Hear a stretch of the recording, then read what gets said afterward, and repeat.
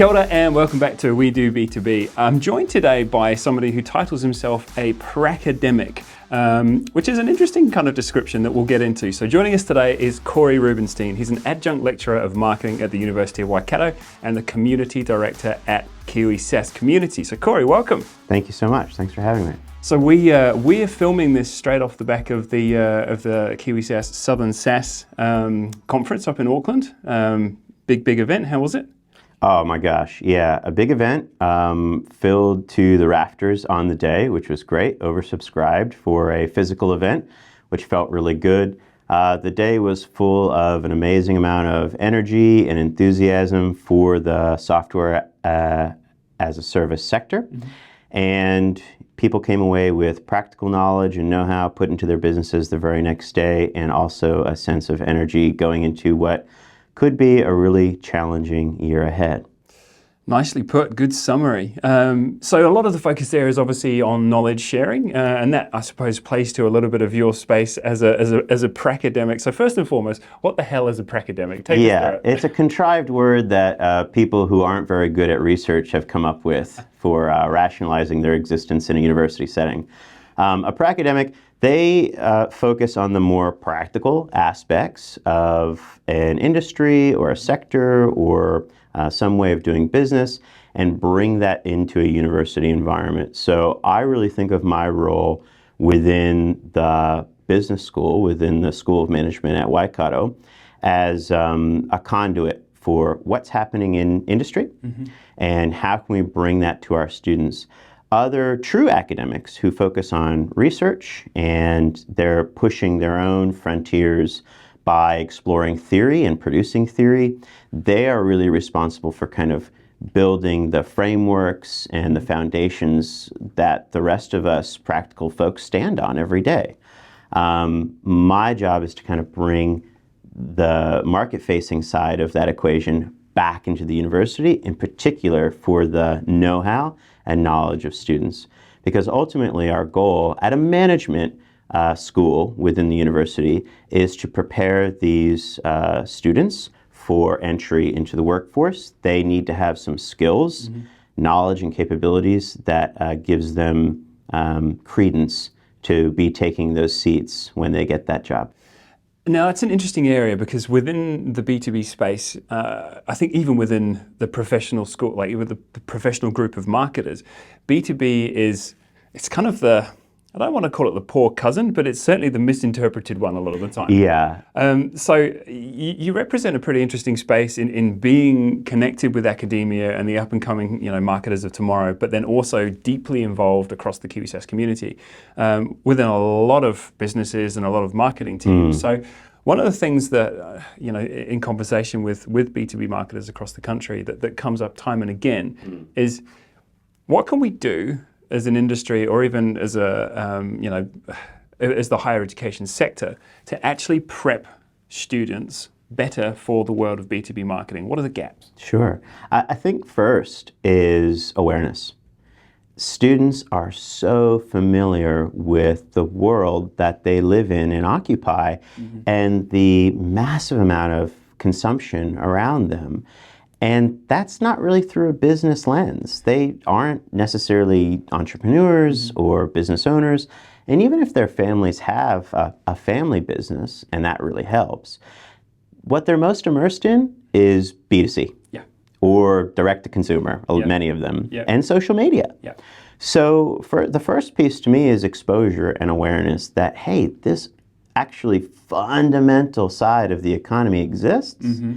Things are a little bit different here. There's some nuance that you may not understand just wearing your consumer hat as a typically 18, 19, 20-year-old. And it's really important critical work that's being done here. And also, by the way, there's a huge amount of opportunity here for you to bring your own sense of creativity and individuality and shape this in your image. So it's that awareness piece first. Exposure to what does this side of the economy look like, mm-hmm. and then from there you can deepen their knowledge and relationship. I mean, I look back on my degree, so I studied international business and German, of all things, at the University of Bath, and I remember taking one module in a 4-year degree on business-to-business marketing, and it was basically on key account management. That's the whole structure, like how to work out how much this business can spend with you and then get them to spend it. So when you talk about that awareness piece, are there any tools that you use in the classroom to actually, I suppose, shine a bit of a light on the fact that, you know, when you buy the bottle of Coke, well, guess what? There's a whole business-to-business side of that produced the bottle and that bottled it and that produced the product and that distributed it. How do you? I'm going to get a little nerdy here. We're going to go into the weeds for a minute. But there's this really lovely framework, and it's marketing principles, first marketing principles 1 through 4. Okay. And I weave it into every course that I teach. Marketing principles 1 through 4. The first one is all customers are different. Okay? So stick with me. We have marketers listening. So all customers are different. We know that's true. Yeah. Right? We're all unique individuals. And from a B2C perspective, that's really quite easy to understand. But also, all organizations, all businesses are different. They might buy similarly, just like we buy similarly, using the same channels, preferring the same promotional messages or targeting, things like that, positioning even. But actually, okay, it's not that much of a leap to say, well, actually all organizations are different. And you bring that down to the local level. Like, why is the corner car yard different from the other corner car yard in a corner of the street car yard? And how are they different? And why do you buy from one versus the other? Well, okay, let's look inside that organization. So that's marketing principle number 1. Marketing principle number 2 is all customers change. Okay. All right. So not only are they all different, they're all changing all the time. So it's about managing those dynamics, right? So it's heterogeneity and then dynamics. Yeah. The third one is all competitors react.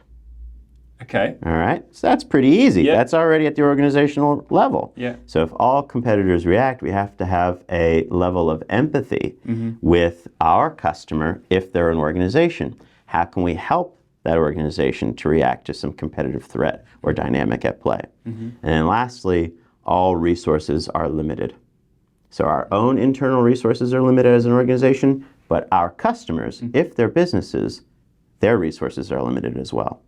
So there's some storytelling that can occur with weaving in that perspective and that context into what is otherwise a very heavily consumer-centric and consumer-dominated perspective, even in the classroom. I really like that flow. So I probably should know that sort of thing, you know, sitting this far into my career in marketing. I feel like, you know, that's... I have a book I can lend you. Okay, It's cool. really good. Also, it's for the quantitative nerd and anybody. It goes into the detail about how to apply what is a very, very simple framework in some actually complex statistical analysis. What I see in that is you start with principle number 1 and everything really kind of flows on through there. So what you're talking about there, you know, that customer piece, how does that then play out in terms of what students know or what students need to know of the B2B space? Because what you're talking about there is you've gone from people are unique, businesses are unique. What do they need to absorb? What do they need to be taking on, and how do they get there? The number one thing that I try to instill in students, and it's really agnostic as to how they apply it, whether that's B2B or B2C or direct to consumer, any of those things, is this sense of empathy. And everyone has it. We all have it as humans. I mean, my partner is a psychologist, and she has worked with actual psychopaths, and there's even a tinge of empathy that they have, usually for themselves. But it's honing this ability to deeply empathize with your customer. And that customer may look like anything. It might be an organization, it might be, you know, an individual. That ability to empathize with them and their needs, and then to use the tools at your disposal as a marketer, which essentially is the marketing mix, right? We have these 4 to 7 Ps that we teach to all of our students, and it's the bread and butter of what we do in marketing, academia, and in practice, however it manifests. How do we apply our superpower of empathy in the marketing mix? and honing that skill in students and getting them to realize that there are more what we would call target market segments out there, other than just teenagers aged 18 to whatever, as university students. Having them hone that over time is actually my goal, so that when they get out into the marketplace, they're able to say, you know what, I can look beyond my own needs, beyond my own preferences, and really walk a mile in the shoes of our ideal customer profile. Yep. And one of the things that I think that I see as a bit of a crossover here between academia and the world of business, looking specifically business to business. I mean, one of the things that we as B2B marketers are always trying to do is prove that we've got that empathy and we understand those problems and that we can demonstrate that we've been able to do something about them. Invariably, that comes down to proof, which in our world translates often to case studies, white papers, and the like. And then on the flip side of that, back in the world of academia, you use a lot of, I suppose, a lot of case study-based learning. True. So what I'd be interested to know, because I consider everyone who's listening to be a student of marketing, hopefully we all are still, is when it comes to producing proof in the real world, when it comes to producing case studies, what can the actual B2B practitioner learn from the academic world? I, in the past, have taught case study analysis to master's level students. So these are executive MBAs through to what we call an MBM, which are mostly students that are coming from other industries or other business sectors, and they need a management lens, right? Okay. Yep. So in that case study analysis paper, we have read and analyzed literally hundreds of cases, and what I can say cuts across all of those. What makes a good one is what makes a good marketing strategy, what makes a good marketing campaign, and that's just a really good story. And so what I would say is, if you could take a lesson from the academic playbook in how we help students to learn principles and context, that storytelling component is completely universal. It's at our core as humans that want to associate with one another. Yep. If you can apply that to demonstrate value to a prospective customer or prove the worth of some investment that you're asking for your senior leaders to make in your marketing program, apply that to whatever you're doing and structure it. It's just as simple as any other initiative you want to create within your organization or profession. It has to have a structure. And we're really fortunate that storytelling is not this newfangled thing. People like a very clear beginning, middle, and end. They want to know the cast of characters. They want to know the setting and the plot. And as long as those things unfold in a sensible manner, I think you're already on the path to success. One of the things that we touched on just before we switched the cameras and the mics on, you were talking about this in the academic sense of building a case study in a way that lets the student find the answer without necessarily telling it to them. And I think that's a really interesting observation that I think plays out often, I mean, in our space in terms of creative. Some of the best and most compelling, most memorable work is not the thing where the answer is obvious. You have to deduce, you have to interpret.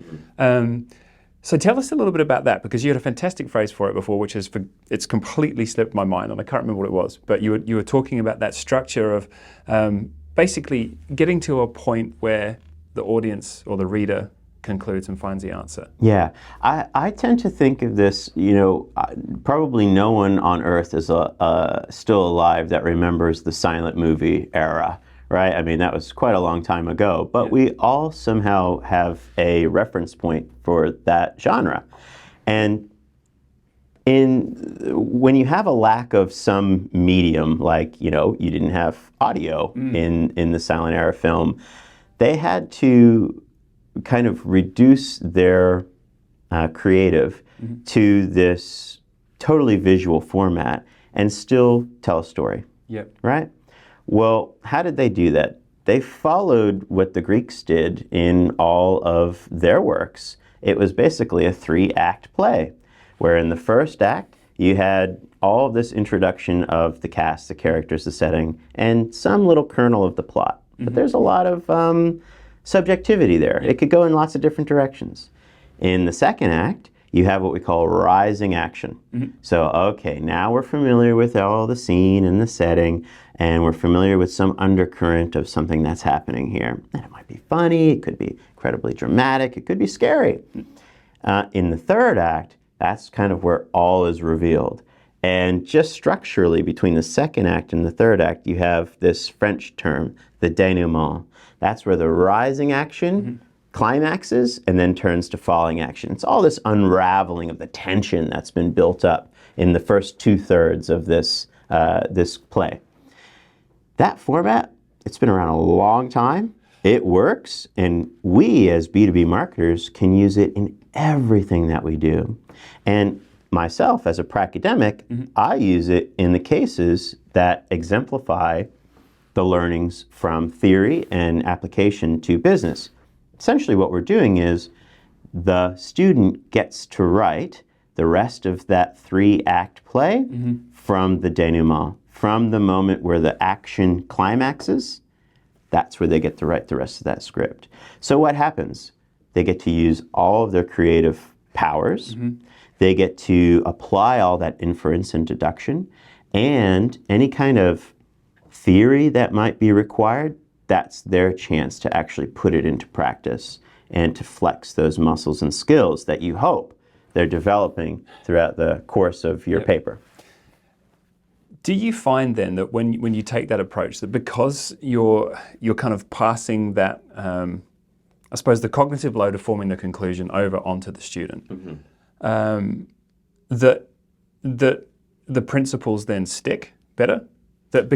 Oh yeah, without a doubt. I mean, how does memory, if you look into some of the work around memory and how we actually learn, I'll go to a little aside here. You know, when books first came out, right? You had the Gutenberg printing press. Everyone was all up in arms about books will destroy our kids' ability to remember things, right? Because it was all oral tradition. Yes, things were written, but it was only the powerful and the elite that had written word. We know that that's not the case, right? And then fast forward to today, and iPads will ruin our kids' ability to learn. It's all on computers. That's still not the case. But there is an interesting thing where there's this relationship between writing something down, actually with using your hand, writing something down, and its transference into long-term and working memory. There is seemingly a causal link between the two, which is really interesting. Now, if we zoom out and we try to think, maybe it's not so much about the writing itself, it's about the reinforcement of the concepts through writing. But if we take out the writing component and say, well, if it's about reinforcement, conceptual reinforcement, and that's what actually links it to long-term memory and the ability to use it in a practical sense, then we can apply that in any way.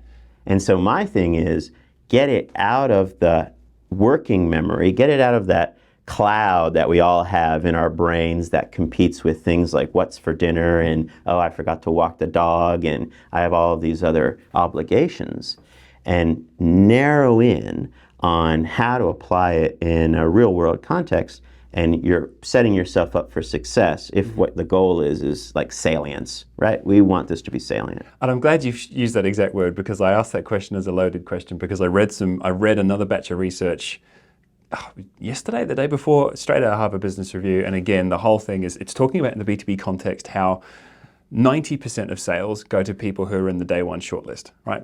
So like 90% of sales go to one of the contenders who that B2B buyer knew about as soon as they entered the category. So when we talk about salience, I think it's really interesting to actually look at how can you use things like case studies and proof, or even creative, I mean, even good ad creative, to not actually spell everything out completely blatantly, because that, what you're saying there, has an impact on memorability. Totally. And that was your original question, which I completely went on a tangent. But your original question was really insightful.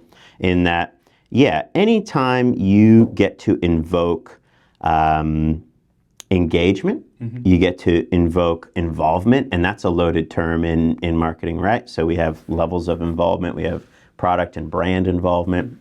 If you get buy-in, then you're carving out some proportion of mind space, right? And if we remember back to the acronym of mind space, those are all specific little nodes within our actual brain. You know, there are these very clear pathways for memory to stick, and getting someone to interpret and then apply their own individual understanding and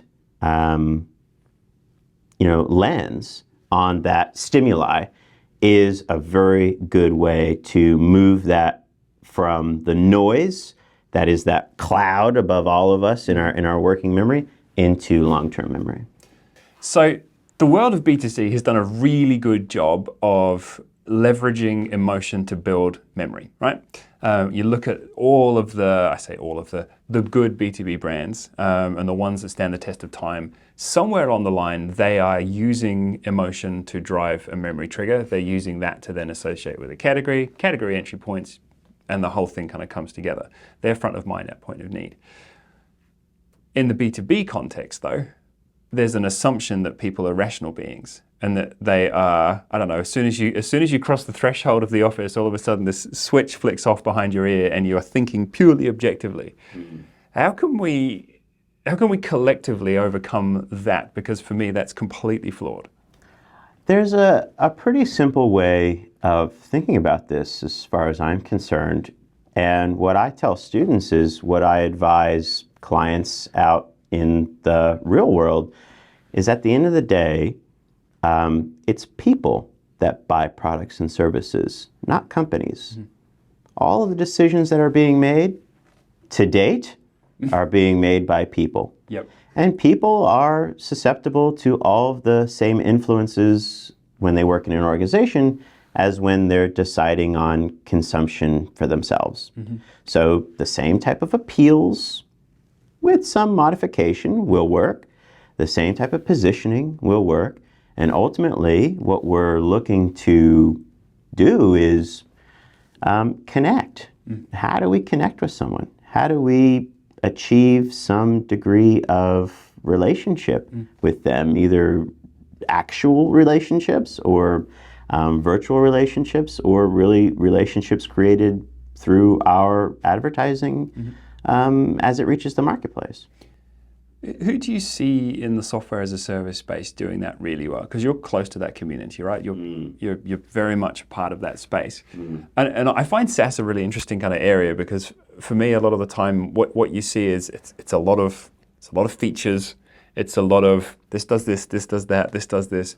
But I don't see a focus often on creating that sense of empathy. I subscribe to this line of thinking around sustainable competitive advantage. Okay. And so there are really only 3 market-facing sources of sustainable competitive advantage. And we think about them in terms of the BOR: brands, offerings, and relationships. Okay? And this is really valuable for B2B because I think that there's some there are some areas here where we're probably not punching in the same way as B2C. Yep. Okay, so let's explore that. If you subscribe to this idea that there are really only 3 sources of sustainable competitive advantage that are market-facing, it's brands, offerings, and relationship. The organizations that I see doing really well are those that are investing in brand. Historically, in B2B, we've invested in offerings, i.e. our technology, our product, our features. Yep. Okay? And we've invested in relationships. That's typically through sales. Sure is. Right? There are risks there.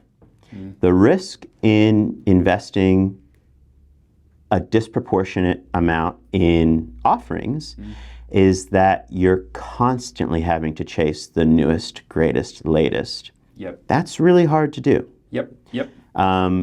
Some firms do that really well, but it takes a different organizational mindset and a willingness to invest in those things. I would say it's also dependent on the category or on the sector, Yep. whether that's a sustainable approach. And remember, we're not talking about some term-to-term competitive advantage. This is sustainable competitive advantage. We're talking like several years to decades type Time strategy. Yeah. Yeah. The third is those relationships. Now, more and more, we're seeing relationships at the front lines in sales. It's coming back into being quite valuable. So I'm not saying neglect or negate any of these sources of market-facing sustainable competitive advantage, but what I'm saying is be aware of the proportion of spend that you're applying to each and what your organizational goals really are.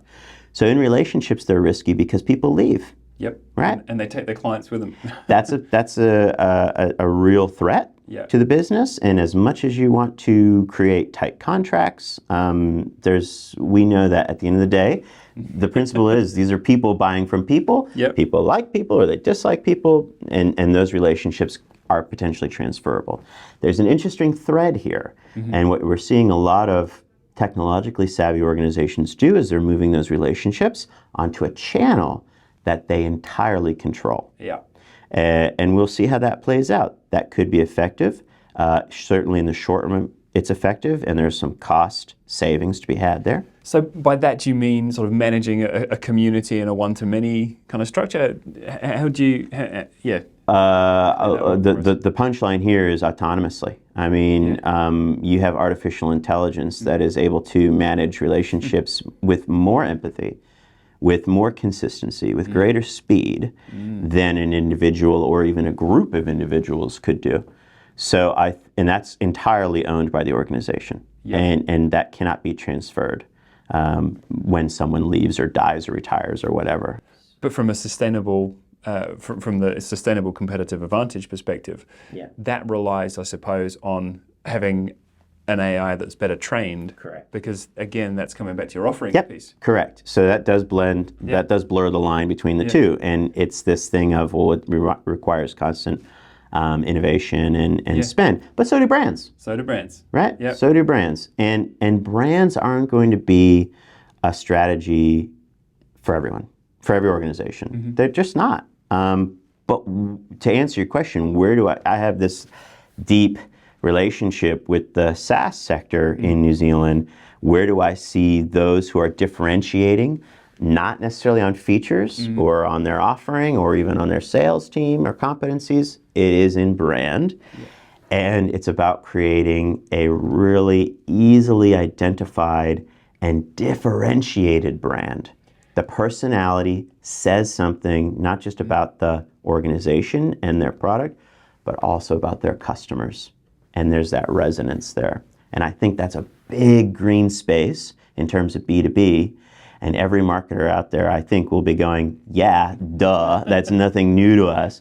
But it's how do we rationalize that within the architecture of the organization and get spend or resources or whatever is required to activate that on a strategic level. Now, you spent time in the space of brand management, right? And understanding how that whole piece works.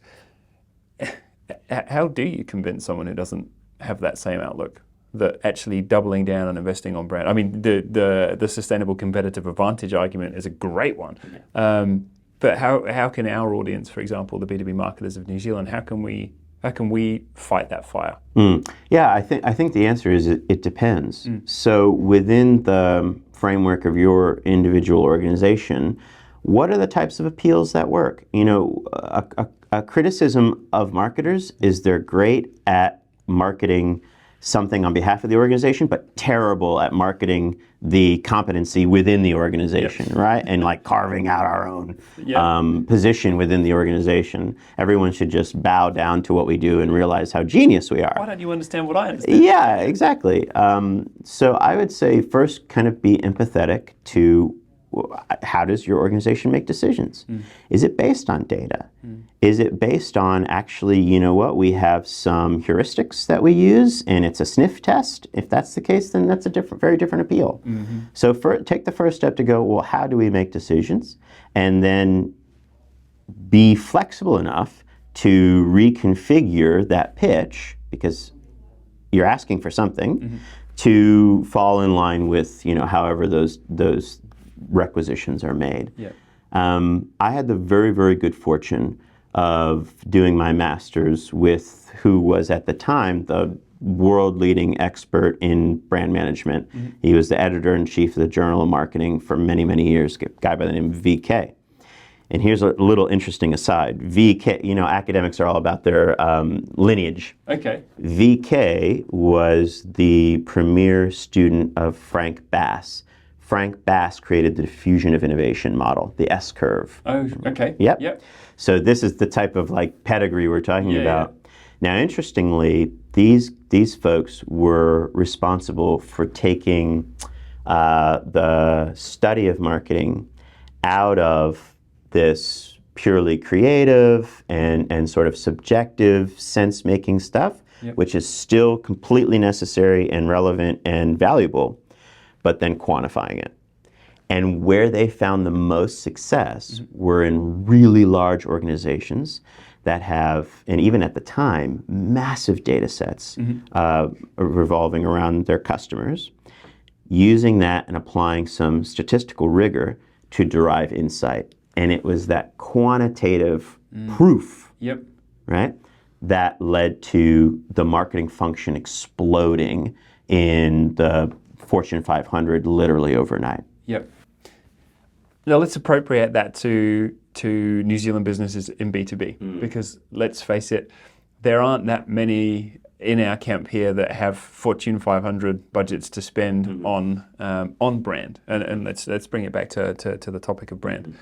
I actually would be interested to understand what your own definition of brand would be. Oh, okay. On the spot, no pressure. Yeah, no pressure. Look, to me, brand, it is the living, breathing embodiment of the organization. We personify it, we contextualize it, we use words like love, hate, sexy, romantic, all of these things that are very much associated with individuals. And essentially, at the end of the day, it's the promise that is made with the customer. And it's about trust.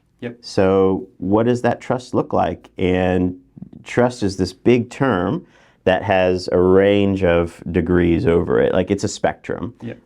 For some, the trust we're looking for is a overnight romance, right? For some, we're looking for life partners forever. So to me, it's about that promise that's made with the customer, but it's the living, breathing embodiment of the organization. And we want to contextualize that using personification.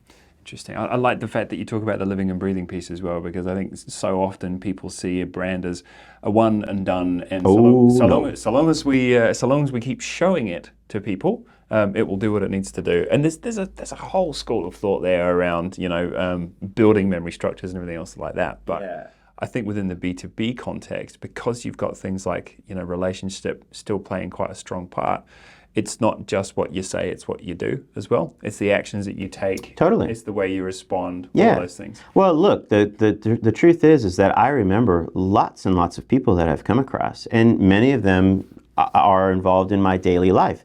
That doesn't mean I like them. Just because they're there and present and show up doesn't mean they're valuable. Doesn't mean I think of them fondly or want to interact with them unless I'm forced to. The same is true of brands. Just because you're there and you're showing up doesn't mean that it actually moves the needle in terms of the desirability to consume your products or services. Dialing back then to the beginning of the conversation, what I think really ties this all together then is still that sense of, and you used the phrase I think earlier on, customer obsession. Because ultimately, whether we're dealing with proving what a business can do, whether we're dealing with a brand, whether we're dealing with selling into, you know, the C-suite to get the sign off, we're still fundamentally talking here about just understanding people, right? Everything stems back to that empathy, even the storytelling piece that you talk through. Yeah, it does. I think that's a really good way of summarizing what can be such a nebulous and subjective discipline. At the end of the day, it's about, deeply empathizing with the problems, the challenges that your customers have, and really adopting this philosophy that customers are problem solvers. And if you show them the path, and if you remove all of the tension in helping them to solve their problem, well, then the chances are much greater that they're going to utilize your products and services to resolve it. And that's where we target our empathy superpowers is, okay, I can really understand the position that you're in. I totally get it. I'm going to actually use that as the center of my innovation engine. And we put it at the center of our organization, whatever it is that we do well. And that informs all of the other decisions, not the other way around. When we have a product-centric decision-making process within our organization, we have all these funky things that start to happen, right? It's a monkey walking around with a hammer. We're looking for nails, right? I'd much rather the case where, the customer is the one that's driving our decision-making, because ultimately we're responsible to the market. Mic drop. I think that's a fantastic place to wrap that up. Producer Louis giving me the wave that says we are there on time. Cool. I think we're probably going to have to come back and have another one of these at some point, because there's so much more to unpick here. But Korey, thank you so much, and really enjoyed the conversation. It's my pleasure. Thank you.